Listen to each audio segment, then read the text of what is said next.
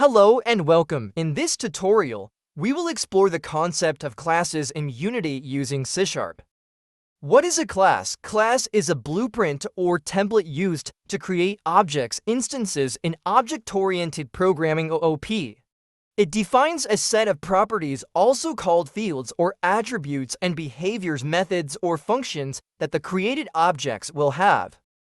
Why are classes useful? Organization. Classes group related data and functionality, making code easier to understand, maintain, and debug. Modularity. Breaking a system into smaller classes simplifies development and testing by allowing each class to handle a specific aspect. Reusability and scalability. A defined class can be instantiated multiple times and reused across projects, reducing redundancy and supporting scalable code. Maintainability. Encapsulation lets you update one class without affecting others, making your codebase easier to manage as it grows.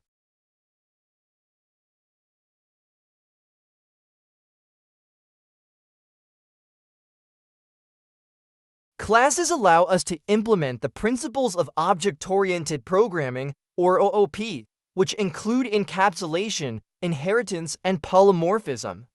This means that we can bundle data and methods together, create hierarchies, and reuse code efficiently.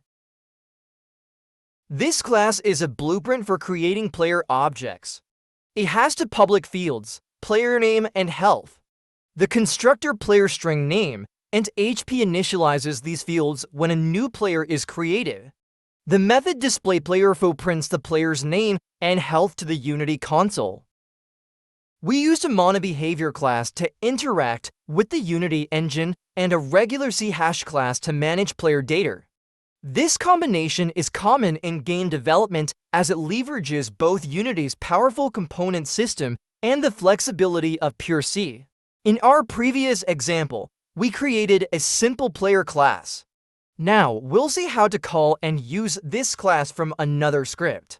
This will demonstrate how you can organize your code by separating functionalities into different scripts and then integrating them. By using the player class, we create a new player data object that contains its own properties such as name and health.